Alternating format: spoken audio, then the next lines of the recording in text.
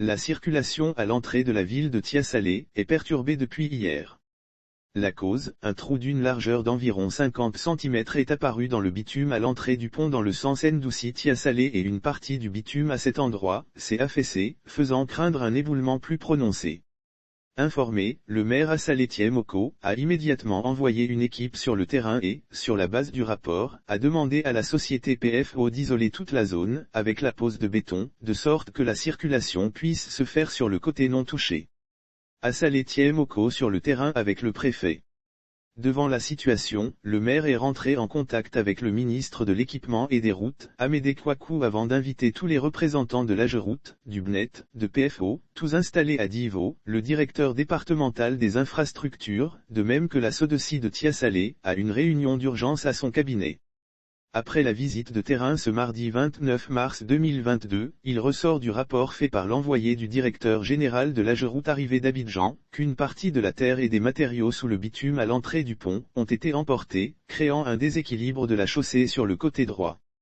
Cette situation a été créée a priori par l'affaissement d'un bloc de béton portant un ouvrage de la SODECI qui s'est déboîté, laissant fuir des eaux qui ont effrité la terre, et la grande pluie du samedi 26 mars a fait le reste, créant presque un éboulement.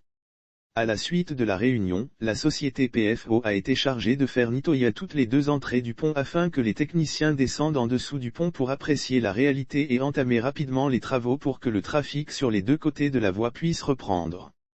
Le pont construit en 1934, le maire Assalé Tiemoko a profité de l'occasion pour attirer l'attention des représentants des structures de l'État sur la vétusté du pont lui-même qui, heureusement, n'est pas en cause dans le problème survenu hier.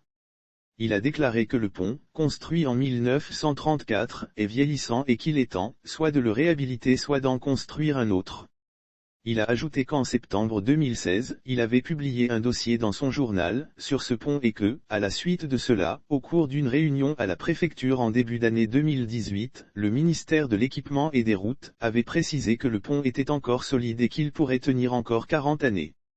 Lire aussi: bourses impayées des étudiants de l'INFA, le ministre Pierre Dimba donne des instructions fermes. Je pense que certains malheurs sans gravité sont bons pour nous pousser à prendre des décisions.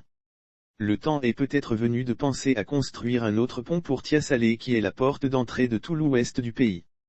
A déclaré le maire. La construction d'un nouveau pont sur le Bandaman est en étude. Le représentant de l'AGEROUTE a rassuré le maire qu'un projet de construction d'un nouveau pont sur le Bandaman devant contourner la ville est en étude et que l'AGEROUTE fait un suivi du pont actuel qui est en quelque sorte sous surveillance. Avec Sercom,